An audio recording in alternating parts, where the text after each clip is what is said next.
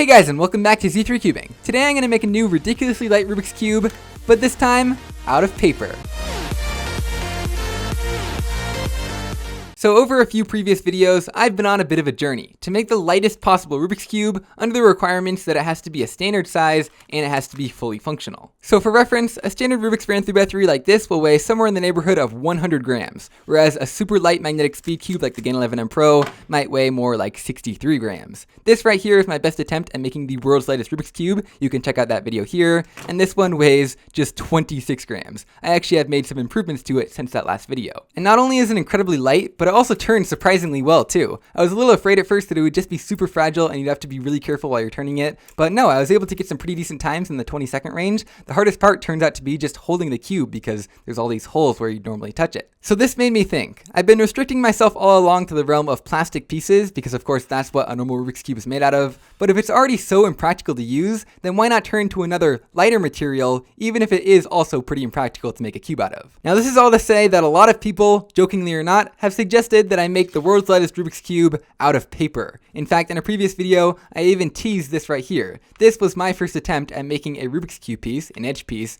out of completely paper. Basically, I started off by making a bunch of little paper cubes like this, and then I took a normal Rubik's 3x3, popped out an edge piece like this, and then I took a look at all these different shapes and tried to figure out what I would have to draw on paper so that this would be the result once I folded everything up. And after about an hour of work, this was my best attempt, and I made a copy of this. Sure enough, that's what this is right here. Once you cut this all out, fold it up, you get this edge piece right here. But I very quickly realized that building a Rubik's Cube from scratch would be a lot more difficult than I had hoped. Even though this piece may look good, the dimensions are all totally wrong. It wouldn't actually fit in anything, and I'd probably have to redesign it like 7 more times over the course of many more hours to get all the sizes and the tolerances right, and that's only for the edge, which is probably the easiest of all the pieces you have to design. So I figured I can't possibly design a paper Rubik's Cube by myself, but it's not that original of an idea. Tons of people have done it before, so I looked it up on YouTube, and sure enough, there was a tutorial. It was made by a guy named Daniel Stable, and he also had a great written version of the tutorial, I'll link both of those down below, that came with these wonderful templates. Exactly what I was looking for. So yeah, definitely go check out his video down in the description. He also made a version that has Minecraft textures and all the stickers,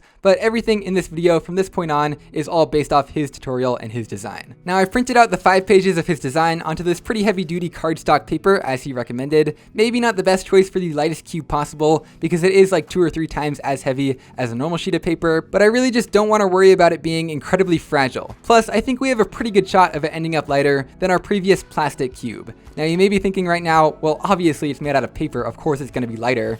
But if we go ahead and weigh this paper to start out with, it's kind of hard to see there, but it is almost 60 grams. Now it does look like we are going to be cutting a little bit more than half of the area out as empty space, so we should be okay, but it actually might be kind of close. But anyway, the first step does look like it's going to be one of the most labor intensive, which is taking something like an X-Acto knife and cutting out all these pieces individually on all of these straight lines here. So yeah, that's probably going to take a couple hours. Let's start the time lapse.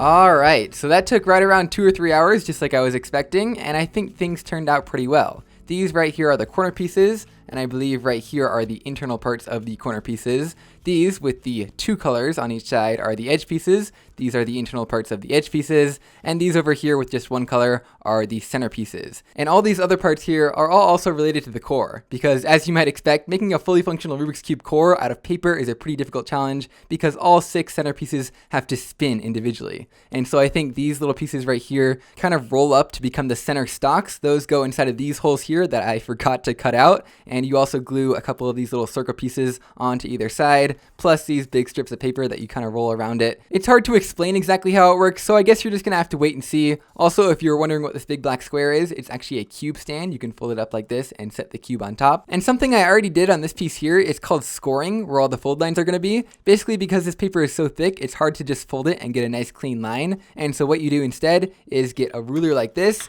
and then you get some pointy object like this little pin here, and just score along the line where the fold is gonna be. So for example, on like one of these edge pieces here, one of the fold lines is gonna be right here in between the two colors. So basically you flip it over and grab a ruler, set it right where that fold line is gonna be, and then you just swipe a sharp object across it, and that'll make a little indent, and that'll make it a lot easier to fold it. Of course, there's about a dozen other places that you have to fold each piece, followed by getting some glue and gluing on all the flaps so that you have fully cubic cubes, and then assembling everything together. And one more thing I'm gonna do is actually take a Sharpie like this and color along the edge of each sheet of paper just so that no white will show through in the end. Anyway, it'll probably take another couple hours to fold and then glue all these pieces together, but let's continue the time lapse.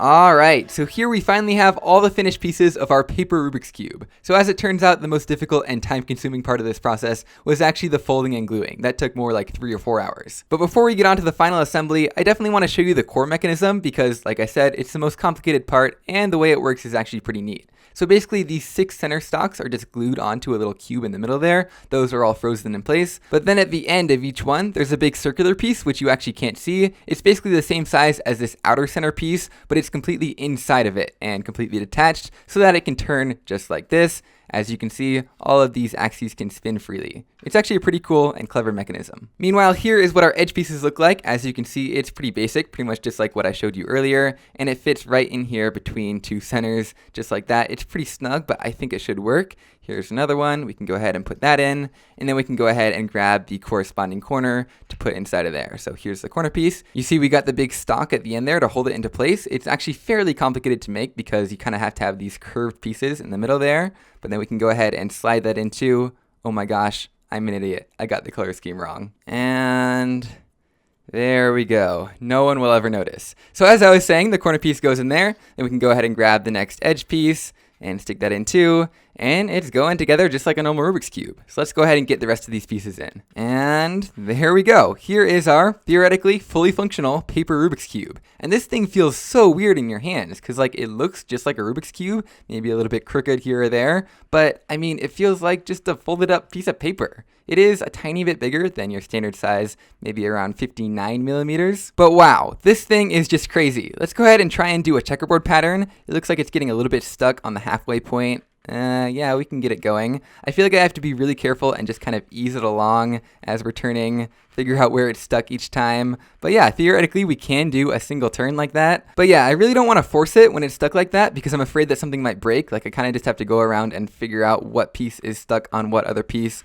But overall, I am pretty surprised at just how rigid this thing feels in general. Like the pieces feel more sturdy than they should be from just being made out of paper. Although it does look like my copy of it is considerably tighter and more difficult to use than the one in the original video. It looks like there's a big gap there, so it might be partially my fault for not gluing the pieces together perfectly square, but I am determined to get this checkerboard pattern, even though after a minute we're only halfway through now. So let's go ahead and get this other side turning. And yeah, I can say even though it is pretty tight and that I'm kind of forcing things to get moving, I am incredibly surprised at just how robust the core mechanism is. Like I feel like any mechanism to hold the center pieces of a paper Rubik's Cube together that I could have designed wouldn't have held up as good as this. So yeah, I am amazed at the strength of paper. I am amazed at the design of this paper Rubik's Cube. Cube, and I am struggling to get this checkerboard pattern, but we're almost there. But seeing how long it's taken me to do just this checkerboard pattern, I have a feeling that we'd be here for another like 30 minutes if I actually tried to solve it on camera. So we have like a tenth of a turn left to go,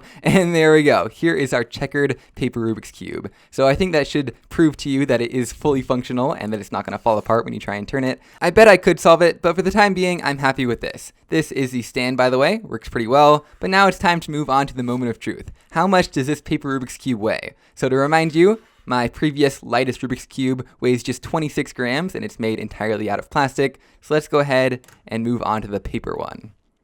And it comes in at just 19.75 grams, less than 20. I never thought that was even possible. That is incredible. Again, it uses relatively heavy cardstock paper and about 5 sheets of it, which is why it might be a little bit heavier than you would expect, but in your hands, I mean, it just feels really like nothing. Like this one, you can tell that it's going to be pretty light just by looking at all the holes in it, which kind of breaks the illusion, but this one, it just looks like a normal Rubik's Cube sitting on your table. So yeah, obviously not practical in any way for solving or anything like that, but that's not what we were going for. I wanted the lightest, fully functional, standard size Rubik's Cube that I could possibly make, and I think we did a pretty good job with this one. So yeah, go ahead and check out the video about this cube if you haven't already, link in the description, as well as the original video about this one and the instructions on how to make it. But yeah, I really hope you all enjoyed this video. Let me know what other kind of crazy projects like this you want to see me do in the future. And that's pretty much it. I'll see you guys next time.